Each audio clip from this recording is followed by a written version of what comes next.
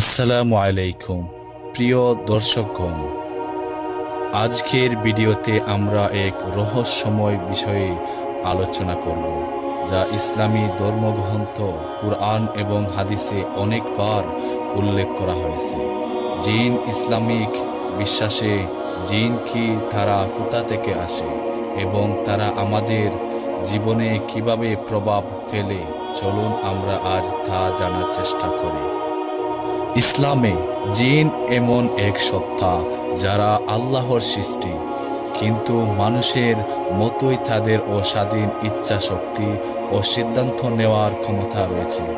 তারা মানুষের চোখে দৃশ্যমান নয় এবং তাদেরকে আগুন থেকে সৃষ্টি করা হয়েছে, যাদের মূল উপাদান হলো ধোঁয়া বা অগ্নি।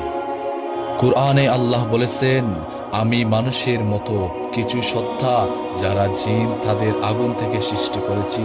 সূরা আর রহমানে বর্ণিত আছে। তাদের কিছু ভালো কিছু খারাপ প্রবণতা রয়েছে, সুতরাং তারা আমাদের মতোই আল্লাহর ইবাদত করতে পারে কিংবা আল্লাহর বিধান বিরোধী কাজেও লিপ্ত থাকতে পারে। জিনের বিভিন্ন শ্রেণী রয়েছে। কিছু জিন ইসলামের প্রতি আনুগত এবং আল্লাহর উপাসনা করে। আবার কিছু জিন শয়তানি কাজ করে, যেমন দুষ্ট, ক্ষতিকর বা বিদ্বেষপূর্ণ। সবচেয়ে পরিচিত শ্রেণী হল শয়তানি জিন, যাদের মধ্যে সবচেয়ে উল্লেখযোগ্য হল ইবলিস, যিনি আল্লাহর আদেশ অমান্য করার স্বর্গ থেকে পৃথিবীতে নেমে আসেন। জিনের প্রভাব আমাদের দৈনন্দিন জীবনে কিভাবে পড়ে? ইসলাম অনুযায়ী কিছু জিন মানুষের উপর নেতিবাচক প্রভাব ফেলতে পারে, যেমন তাদের মনোসংযোগ নষ্ট করা, নেতিবাচক চিন্তা সৃষ্টি করা বা বিভিন্ন ধরনের মানসিক ও শারীরিক সমস্যার সৃষ্টি করা। কিছু জিন ও মানুষের আত্মায় প্রবেশ করতে পারে এবং তাদের শরীর নিয়ন্ত্রণ করতে পারে, যা জিন পেতনাত্মা বা নেশা হিসাবে পরিচিত। কিন্তু ইসলামে এই ধরনের সমস্যার সমাধান হিসাবে কুরআন ও হাদিসে বিশেষ দোয়া এবং রুকিয়ার মাধ্যমে চিকিৎসা করা হয়। জিনের সাথে মানুষের সম্পর্ক একবারেও স্বাভাবিক নয়, তবে তারা আমাদের চারপাশে থাকতে পারে। কুরআনে আল্লাহ বলেন, তোমরা জানো না তোমাদের সাথে কখনো কখনো জিনেরা কি করেছে? সূরা আল আনফালে বর্ণিত আছে। তারা মানুষের সাথে যোগাযোগও করতে পারে, তবে তাদের মধ্যে সরাসরি শারীরিক যোগাযোগের জন্য আল্লাহ বিশেষ কিছু সুযোগ দেননি। তবে ইসলামে আমাদের সতর্ক থাকতে বলা হয়েছে, যাতে আমরা জিনের প্রভাবে প্রভাবিত না হই। অনেকেই প্রশ্ন করেন, জিনের অস্তিত্বের প্রমাণ কি? ইসলামিক বিশ্বাস অনুযায়ী কুরআন ও হাদিসের মাধ্যমে আমরা জানি জিনের অস্তিত্ব একদম বাস্তব।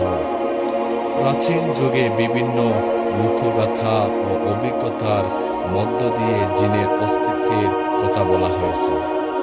তবে যেহেতু জিন আমাদের চোখে দৃশ্যমান নয়, তাই তাদের অস্তিত্ব সম্পর্কে কিছুটা রহস্য থেকে যায়। কিন্তু ইসলামে এই ব্যাপারে কোনো সন্দেহ নেই এবং আমাদের বিশ্বাস রাখতে বলা হয়েছে। এখন প্রশ্ন আসতে পারে, জিনের প্রভাব থেকে কিভাবে রক্ষা পাওয়া যায়? ইসলাম আমাদের জানিয়েছে, কুরআন এবং বিশেষ দোয়া দ্বারা আমরা জিনের প্রভাব থেকে মুক্তি পেতে পারি। কিছু গুরুত্বপূর্ণ উপায়: কুরআন তেলাওয়াত, সূরা আল ফালাক এবং সূরা আন-নাস পড়া। অতিথি জিনের উপস্থিতি দূর করতে ঘরটি পরিষ্কার রাখা এবং পবিত্রতা বজায় রাখা। দোয়া ও রুকিয়া, ইসলামিক চিকিৎসার মাধ্যমে শারীরিক ও মানসিক শান্তি ফিরে পাওয়া যায়। তাহলে আজকের ভিডিওতে আমরা জানলাম ইসলামিক দৃষ্টিকোণ থেকে জিনের অস্তিত্ব ও তাদের প্রভাব কিভাবে আমাদের জীবনে প্রভাব ফেলতে পারে। আশা করি আপনারা এই রহস্যময় বিষয়টি সম্পর্কে অনেক কিছু শিখতে পেরেছেন। যদি ভিডিওটি ভালো লেগে থাকে তাহলে লাইক, শেয়ার এবং সাবস্ক্রাইব করতে ভুলবেন না। আপনাদের মতামত বা প্রশ্ন থাকলে কমেন্টে জানাতে পারেন। আল্লাহ আমাদের সবাইকে হেফাজত করুন। আসসালামু আলাইকুম।